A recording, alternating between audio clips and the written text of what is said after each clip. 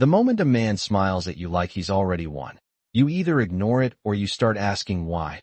And I've never been the kind of man who ignores things that don't add up, especially not inside my own family, especially not at my own table.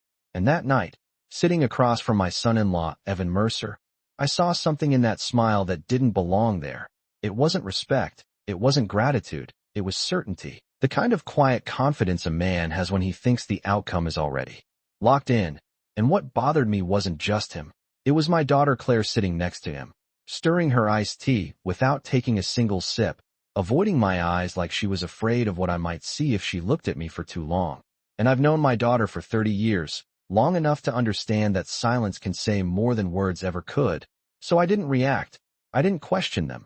I didn't let that moment turn into a scene. Because I've learned something over the years. The louder you get, the more careful, dishonest people become. And I didn't want careful. I wanted careless. So I leaned back in my chair, nodded like everything was normal, and let the conversation move on.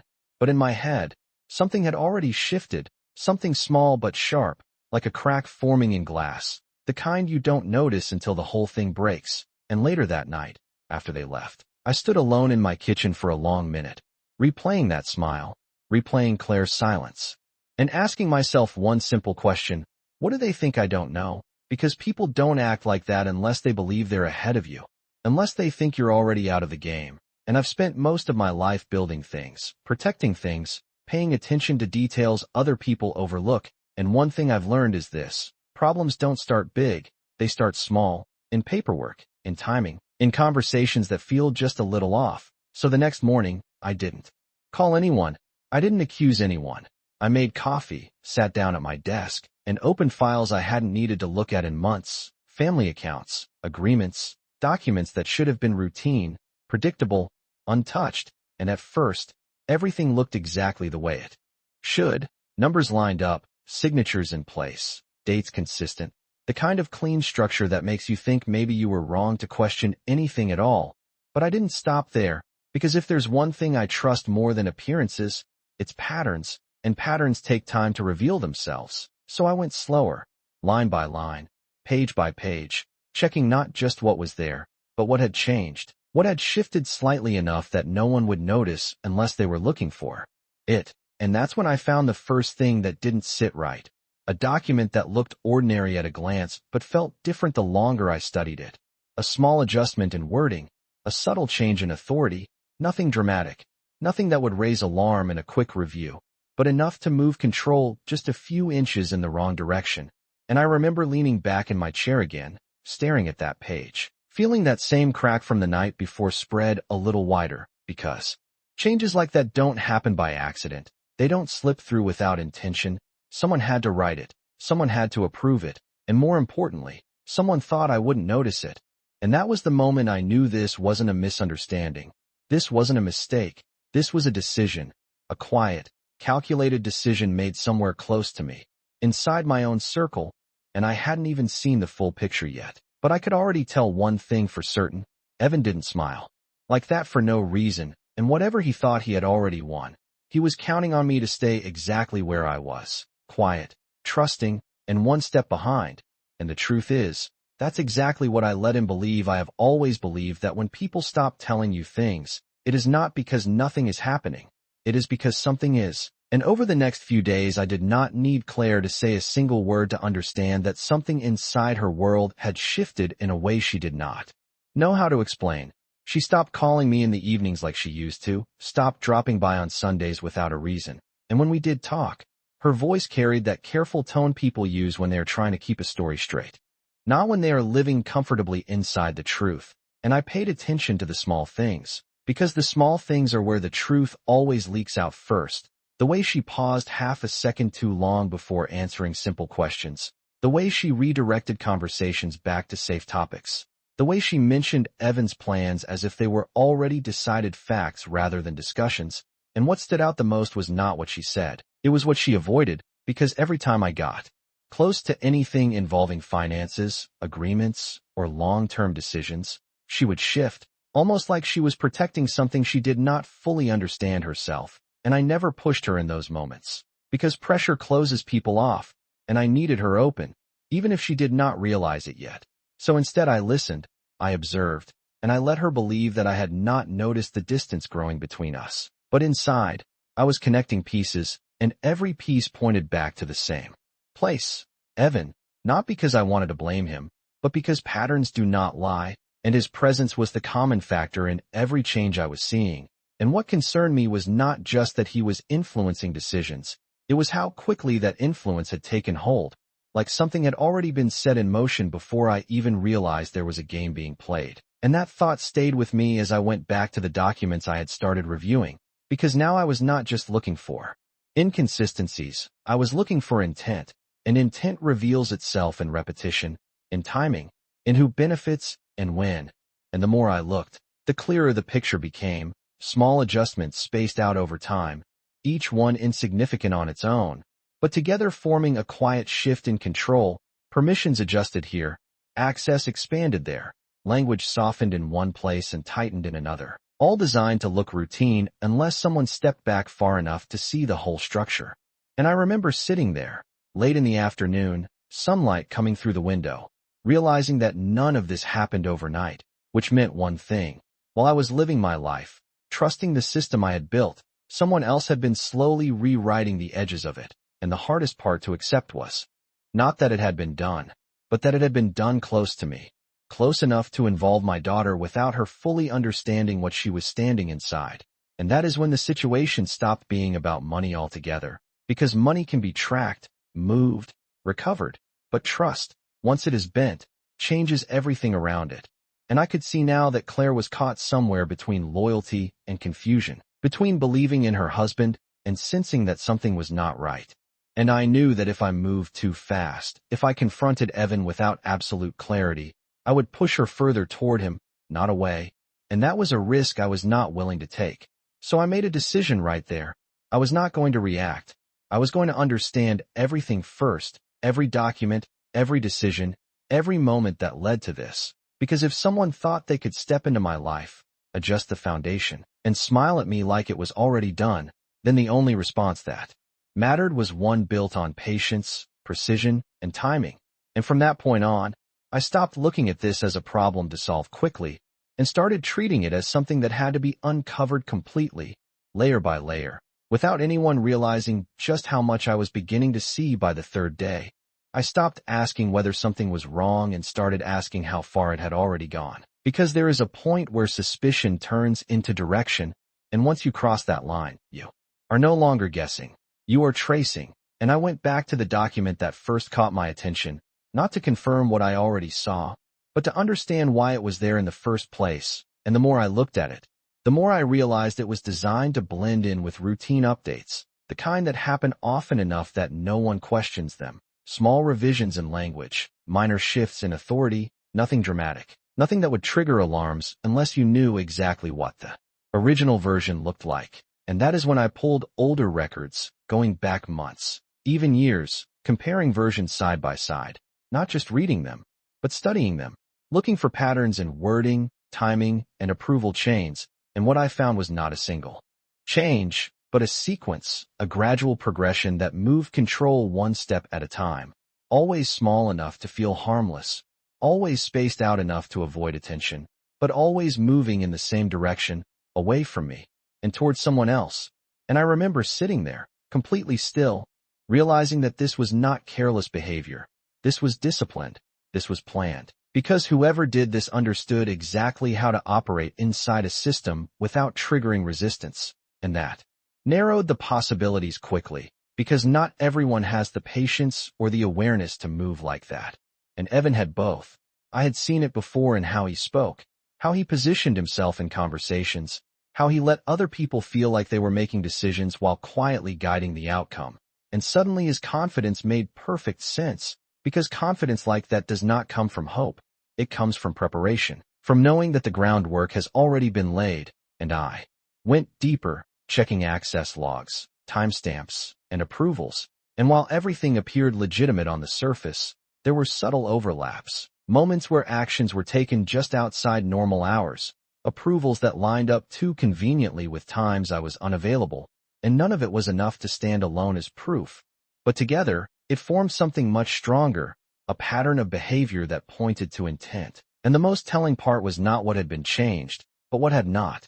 Because certain key controls were left untouched, almost like a deliberate effort to avoid drawing attention to the areas that mattered most, which told me this was not about taking everything at once.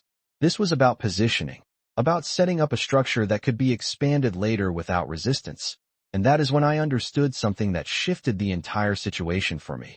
This was not the end of a plan. It was the middle of one, and whatever Evan believed he had already won was only part of what he intended to take. And that realization did not make me angry. It made me focused, because anger rushes you, and rushing is exactly what someone like him would expect. But focus slows you down in the right way. It makes you precise, and precision is what breaks plans like this, not emotion. And I also understood something else in that moment. If I could see this now, then I was already ahead of where he thought I was, which meant I had an advantage he did not account for: time. Because as long as he believed I had not noticed anything, he would continue exactly as he had been, making the same kinds of moves, following the same pattern, and patterns are predictable once you see them clearly. So instead of reacting, I made a decision to document everything, every change, every access point, every timing inconsistency, building a record that did not rely on interpretation, only on facts, because when the time came, I would not need to argue. I would not need to convince anyone. The truth would stand on its own. And as I closed the last file that evening, I thought back to that smile again, the certainty in it, the quiet assumption that I was already behind. And for the first time since this started, I allowed myself a small, controlled shift in perspective, because the more I saw, the more I realized something simple and very important. He was not ahead of me anymore.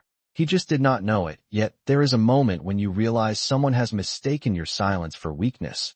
And that moment changes the way you see everything that comes after, because I could now see clearly that Evan had not just been making moves. He had been counting on me not to notice them, counting on routine, on trust, on the idea that I would never look closely enough to question anything that appeared normal.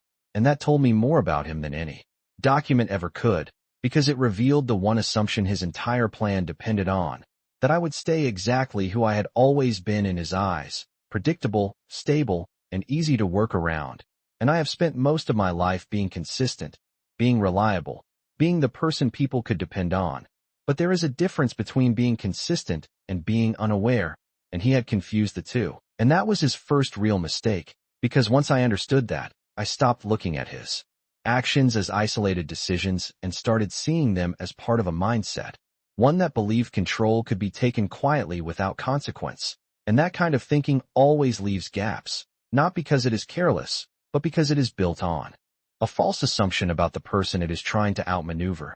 And I decided that the best way to understand those gaps was not through more documents, but through observation, through watching how he carried himself when he believed everything was going according to his plan. So I made sure to see him again under normal circumstances, no tension, no confrontation, just a regular family dinner. The kind of setting where people relax just enough to reveal who they really are. And from the moment he walked in, I paid attention to everything. The way he greeted me with that same confident tone, the way he moved through the house like someone who felt comfortable, even entitled, the way he spoke about future plans as if they were already settled. And what stood out most was how often he spoke in terms of ownership without ever saying it directly. Phrases like "we have already decided" or "it is already taken care of." Small statements that implied authority without openly claiming it. And each time he said something like that, I noticed Claire glance at him before agreeing. Not because she needed his permission, but because she had grown used to following his lead. And that confirmed something I had been suspecting. This was not just about documents and access. This was about influence, about shaping the way decisions were made inside the family without anyone realizing the shift. And influence like that does not happen overnight. It builds slowly, through repetition, through confidence, through creating the impression that everything is under control. And as I sat there listening, I understood exactly what he thought he had built, a position where he did not need to ask for authority because everyone around him had already accepted it. And I let him have that moment. I let him speak. I nodded when appropriate. I asked neutral questions that made him explain just a little more than he intended. And every answer gave me something, not just information, but confirmation of how far he believed he had gone. and at one point, he made a comment about long-term planning that referenced decisions I had never approved, and he said it so casually that anyone else might have missed it, but I did not, because it fit perfectly into the pattern I had already uncovered, and in that moment, I realized something that shifted my strategy completely. I did not need to stop him. I needed to let him continue, because every step he took under the assumption that I was unaware would only make his position more exposed when the time came. And the more confident he became, the less careful he would be, and that is when plans like his start to reveal their weaknesses, not because they fall apart on their own, but because the person behind them begins to believe they are untouchable. And as the dinner went on, I could see that belief growing in him, in the way he spoke, in the way he leaned back in his chair, in the way he looked at me as if I was still exactly where he expected me to be. And I remember thinking, not with anger, but with clarity, that he had no idea how much he had already shown me, and no idea that from this point forward, every move he made would not bring him closer to control, but closer to being fully understood. And once someone is fully understood, their plan stops being a threat and starts becoming predictable. And predictable is something I know exactly how to handle once I understood how he thought. I stopped reacting to what he was doing and started anticipating what he would do next, because plans like his do not rely on single actions, they rely on consistency, and consistency creates rhythm, and rhythm is something you can follow if you are patient enough to listen for it. So I shifted my focus from isolated details to timelines, building a clear sequence of events that showed not just what had changed, but when and how those changes aligned with his presence, his conversations, and his influence over Claire. And the more I mapped it out, the clearer it became that every adjustment followed a pattern. First a conversation that introduced an idea, then a delay that allowed it to settle, followed by a small administrative change that made the idea real without drawing attention, and then reinforcement, repeating the outcome as if it had always been that way. And once I saw that pattern, I realized something that most people miss. Control is not taken in one move. It is built through repetition until no one questions it anymore.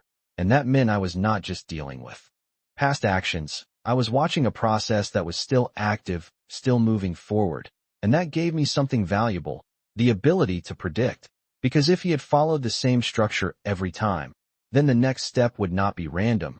It would be consistent with everything that came before, and I began to test that quietly, not by interfering, but by observing how he responded when certain opportunities presented themselves. And sure enough, when a new decision came up regarding a property adjustment, he approached it the same way, introducing the idea casually, framing it as something that had already been considered, and positioning himself as the one who could handle it efficiently. And Claire followed his lead again, not because she agreed completely, but because she had grown used to trusting the direction he set. And that moment confirmed everything I needed to know, not just about what he had done, but about what he was going to do next. And instead of stopping him, I made a deliberate choice to let that next step unfold, because every additional move he made would strengthen the pattern I was documenting, and patterns backed by evidence are far more powerful than accusations. And I was not interested in arguing with him. I was interested in understanding him completely, and then allowing that understanding to work in my favor. So I began organizing everything with precision, creating a clear record that connected documents, conversations, and timing into one coherent structure, something that could not be dismissed as coincidence or misunderstanding. And as I did that, I also paid closer attention to Claire, because she was not just part of the situation, she was central to it. And I could see that she was starting to feel the pressure of decisions she did not fully control, small hesitations, second guesses, moments where she almost spoke but stopped herself. And those moments told me that whatever influence Evan had built was not as solid as he believed. Because true control does not create hesitation, it creates certainty. And Claire was not certain, she was adapting, and adaptation can shift quickly when the right information is placed in front of it. But timing mattered, because if I moved too soon, she would defend him. If I moved too late, the structure he was building would become harder to reverse, so I stayed in that narrow space between action and observation, continuing to gather, continuing to map, continuing to let him believe that everything was progressing exactly as he intended. And the more confident he became, the more open his pattern became, and the more open his pattern became, the easier it was for me to see not just where he had been, but exactly where he was going. And by the end of that week, I reached a point where I was no longer reacting to his moves at all, because I already knew what they would be. And that is when the situation changed for me completely. Because once you can predict someone's next step, you are no longer following their plan, you are preparing to reshape it. And the only thing left to decide was not whether I would act, but when, and how to make sure that when I did, there would be no room left for him to explain it away. The deeper I went into everything, the more I started to realize that the most dangerous part of what was happening was not the structure Evan was building. It was how long it had been allowed to grow without resistance. Because nothing like this survives on one person alone. It survives because other people either do not see it or choose not to question it. And that thought stayed with me as I began reviewing not just the changes themselves, but who had visibility into them, who had signed off, who had been present when decisions were discussed. And what I found was not obvious at first, but it became clearer the more I connected the timelines. There were moments where things should have been questioned and were not. Approvals that moved forward without hesitation, conversations that ended too quickly for the weight they carried. And while none of it proved direct involvement, it revealed something just as important: silence. And silence inside a system like this is never neutral. It always benefits someone. And in this case, it benefited Evan, which meant that whether intentional or not, the environment around him had allowed his plan to continue. And that is when the situation shifted again for me. Because I was no longer looking at a single person making calculated moves. I was looking at a structure that had been quietly adjusted by a combination of influence, assumption, and inattention. And that made it more complex, but also more predictable. Because systems built on assumption are fragile once those assumptions are removed. And I began to see where those assumptions existed. People trusting that things were handled, believing that someone else had already verified the details, accepting outcomes because they sounded reasonable. And that kind of trust, while well-intentioned, creates openings for someone like Evan to operate without challenge. And I understood then that exposing him would not just require showing what he had done, it would require showing how it had been allowed to happen, not to assign blame, but to remove any doubt about the truth. And as I continued documenting everything, I also started preparing for something else. The moment when all of this would need to be seen by more than just me.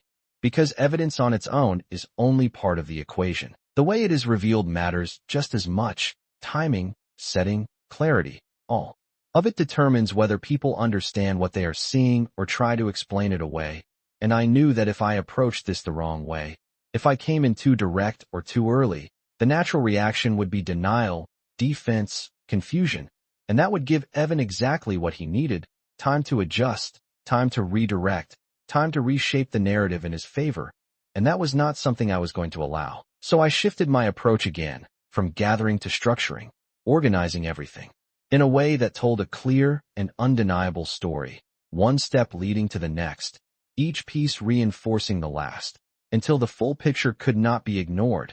And while I was doing that, I kept watching Claire, because she was still the one part of this that mattered more than anything else. And I could see that the weight of everything was starting to affect her. Small cracks in her composure, moments where she seemed uncertain about decisions she had previously supported, and that told me something critical. Whatever influence Evan had built was beginning to create pressure instead of stability, and pressure leads to mistakes, and mistakes create opportunities, and I did not need to create those opportunities myself. I just needed to be ready when they appeared. And that is when I made one of the most important decisions in this entire situation. I was going to give him space, not because I trusted him, but because I understood him, and I knew that given enough room, he would continue exactly as he had been, following the same pattern, making the same kinds of moves, believing that nothing had changed. And the more he believed that, the more exposed his actions would become. And as I closed my notes that night, I realized something that brought everything into focus. This was no longer about discovering what he had done. I already knew that. This was about allowing him to show it completely, in his own way, on his own terms, until there was nothing left for him to hide behind. And once that moment came, there would be no need for argument, no need for pressure, only the truth, presented exactly as it was, with nothing missing and nothing exaggerated. And that is the kind of truth no one can step away from. There is a point where giving someone space stops being passive and starts becoming strategic, and I had reached that point without him realizing it. because every move Evan made now was no longer something I needed to interpret. It was something I expected, and when you understand someone well enough to predict them, you gain something far more valuable than control.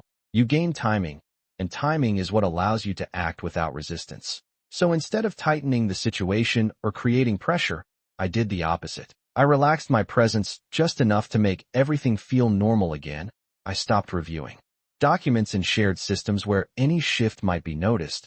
I returned to my usual routines, answered calls the same way, spoke with the same calm tone, and when I saw him, I treated him exactly as I always had.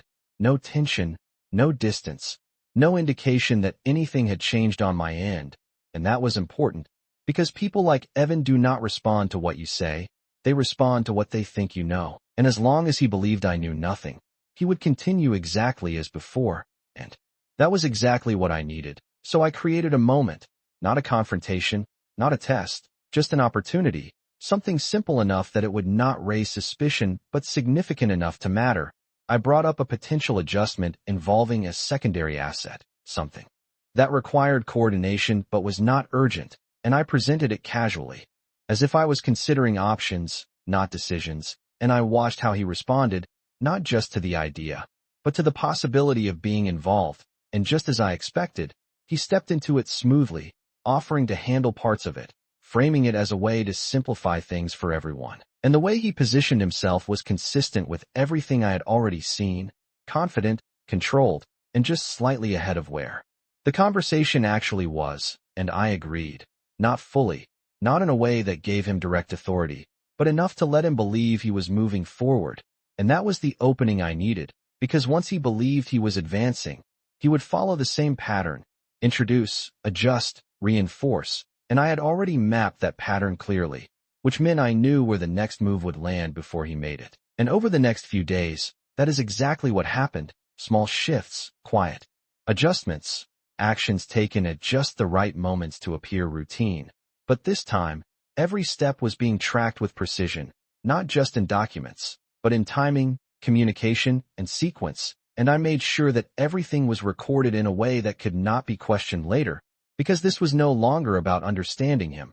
This was about preparing the moment when everything would become visible to everyone else. And while all of this was unfolding, I also made a different kind of move, one that had nothing to do with him directly. I reached out quietly to a legal advisor I trusted, not to take action, not to escalate anything, but to ensure that when the time came, every piece of information I had gathered would be positioned correctly, clearly, and without room for misinterpretation. And that step was important, because truth on its own is not always enough. It needs structure, it needs clarity. It needs to be presented in a way that leaves no space for confusion. And as I worked through that process, I kept one thing in mind. I was not trying to trap him through force. I was allowing him to walk through a path he believed he was choosing freely. And the more he committed to that path, the harder it would be for him to step away from it later. And that is the difference between reacting and positioning. Reacting tries to stop something. Positioning allows it to reveal itself completely. And by the end of that week, I could see that he had moved exactly where I expected him to move, taken exactly the steps I knew he would take, and strengthened the very pattern that would eventually expose him. And the most important part was that he still believed everything was under his control. He still believed I was unaware, still believed that each step was bringing him closer to what he wanted. And I remember thinking, not with satisfaction, but with clarity, that I had given him something he would not recognize until it was too late. A chance, not to fix anything, but to show exactly who he was when he thought no one was watching. And once that is revealed clearly enough, there is no version of the story that can hide it anymore. By the time everything was in place, I was no longer watching for what Evan might do. I was waiting for him to do exactly what I knew he would, because the structure had been set, the pattern had been reinforced, and all that remained was the moment where his confidence would carry him one step too far. And that moment does not come from pressure, it comes from opportunity. So I created one that looked natural, something that aligned perfectly with everything he had already been doing. I introduced a larger adjustment, one that involved multiple elements he had already touched, but I presented it in a way that made it seem like a logical continuation rather than a new direction. And I did not push it. I let it sit. I let him step into it on his own, And he did, exactly as expected. He took interest quickly, offered solutions before being asked, positioned himself as the one who could streamline the process, and what stood out was not just his willingness, it was his certainty. The same quiet certainty I had seen from the beginning, but now it was stronger, more visible, because he believed everything up to this point had worked without resistance. And that belief is what makes people reveal themselves fully, because once someone thinks they are no longer being questioned, they stop hiding the edges of their behavior, and that is where the truth becomes undeniable. So I let the process unfold. I agreed where it made sense. I asked questions that sounded routine, but guided him into clarifying his decisions, and every answer he gave added another layer to the record I had already built. And this time, I was not just documenting patterns, I was capturing intent in real time.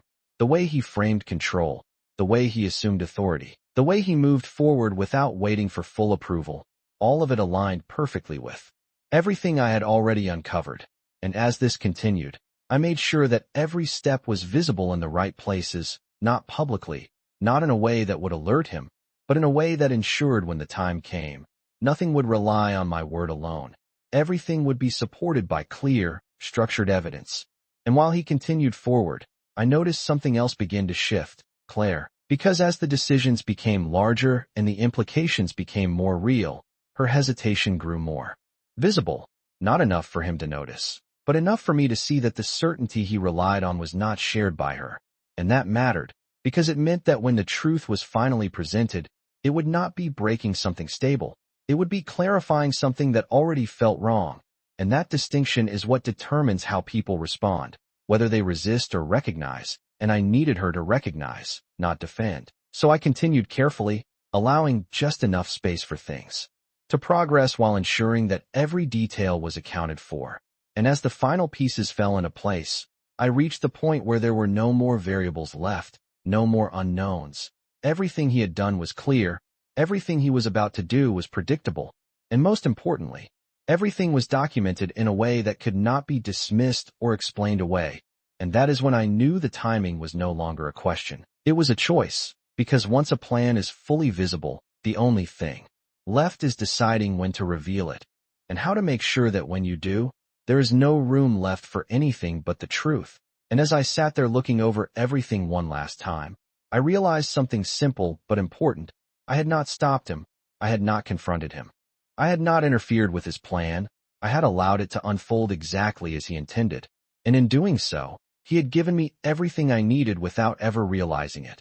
And now, all that remained was the moment where that truth would no longer belong to just me. I chose the setting carefully, because truth does not just depend on what you show. It depends on where and how people see it. And that night, I asked them all to come over. Nothing formal, nothing that would raise concern, just a family dinner like many before it.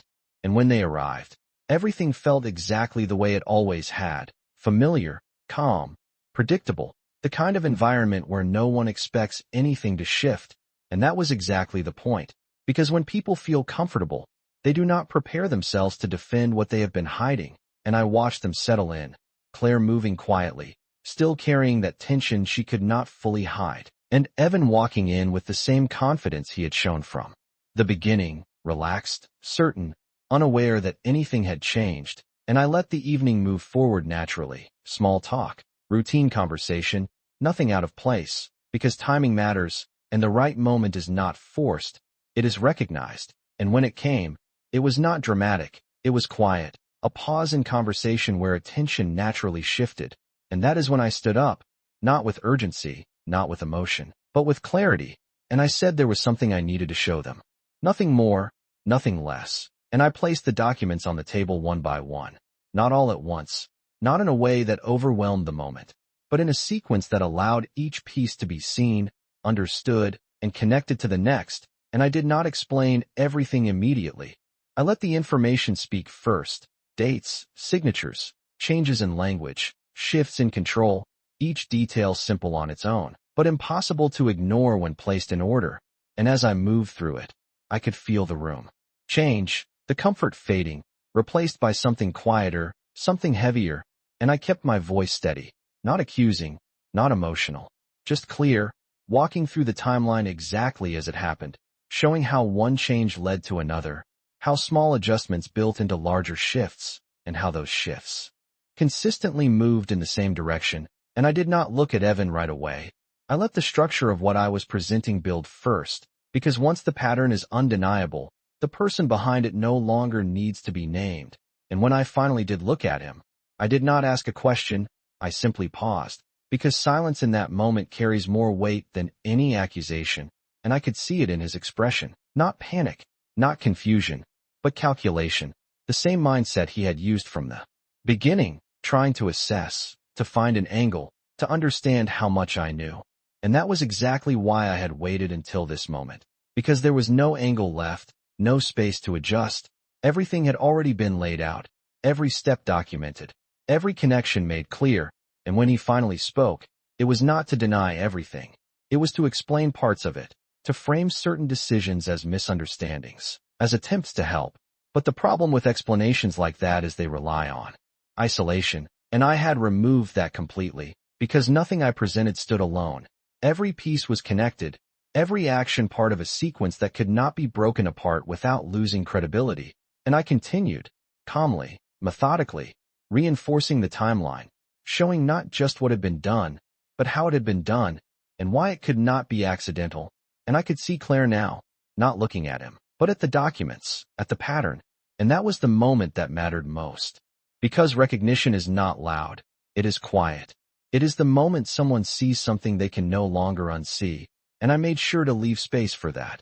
Not rushing, not pushing, just allowing the truth to settle in the room exactly as it was. And by the time I finished, there was nothing left to add, nothing left to argue.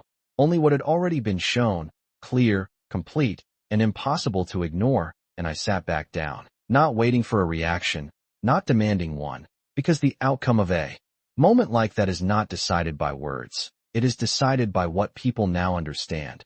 And as the silence held, I knew something had shifted permanently, not because I had forced it, but because the truth had finally been placed where it could no longer be avoided. And what happened next would not be about what I said.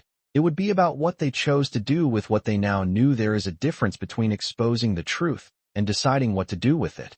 And as the silence settled in that room, I knew my role in this was already complete, because I had not raised my voice. I had not made accusations. I had simply placed reality in front of everyone exactly as it was. And from that point forward, what mattered was not what I said, but what each person chose to accept. And I watched Claire first, because she was always the center of this for me. Not the documents, not the control, but her, and I could see it in her expression, not shock, not denial, but recognition. The kind that comes when something you have felt for a long time finally has a clear shape. And she did not look at me right away. She kept her eyes on the table, on the evidence, on the sequence that could no longer be explained as coincidence. And when she finally spoke, her voice was quiet but steady, asking questions that were no longer about understanding, but about confirming what she already knew. And I answered simply, without adding anything unnecessary, because the truth does not need to be strengthened once it is clear. And then there was Evan. And what stood out to me was not what he said, but what he no longer could say. Because every explanation he had relied on before depended on separation, on isolating events, on presenting actions as independent decisions. But that was no longer possible, and I could see him trying to adjust, trying to find a version of the situation that would allow him to maintain some level of control. But control requires uncertainty, and there was none left in that room. And I did not interrupt him. I did not argue. I let him speak as much as he wanted, because the more he spoke, the clearer it became that there was no consistent explanation that could hold against what had already been shown. And eventually, the conversation stopped, not because it was forced to, but because there was nothing left to add. And that is the moment people misunderstand.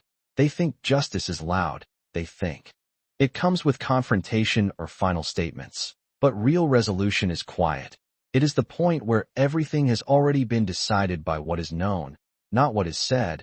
And I stood up, not to end the conversation, but because there was nothing left for me to contribute. And I told Claire one thing, that whatever decisions came next, she would not be alone in facing them, because this was never about choosing sides. It was about understanding the truth and moving forward with clarity. And I meant that, because even though trust had been broken, It was not something I was willing to replace with distance or silence. And as for Evan, I did not threaten him. I did not demand anything. I simply made it clear that the structure he had been operating within no longer existed, that every point of access, every layer of assumed authority, every position he believed he had secured was now visible and would be addressed accordingly, not emotionally, but correctly, through the same level of precision that had uncovered it in the first place. And that was all that needed to be said, because consequences do not need to be announced when they are already inevitable. And as the night came to an end, nothing felt dramatic, nothing felt explosive, but everything had changed, the dynamic, the assumptions, the direction of every decision moving forward. And in the days that followed, I did exactly what I had prepared to do. I restored the structure that had been altered, corrected every adjustment that had been made without proper authority, and ensured that nothing like this could happen again without being immediately visible. And I did it quietly, the same way it had been undone, because stability is not rebuilt through noise. It is rebuilt through consistency. And over time, that consistency replaced the uncertainty that had taken hold, and what remained was not anger, not resentment, but clarity. And that is what matters most, because once the truth is clear, everything that follows becomes a matter of choice. And the only thing I had ever intended to do was make sure that those choices would be made with nothing hidden, nothing assumed, and nothing left unresolved.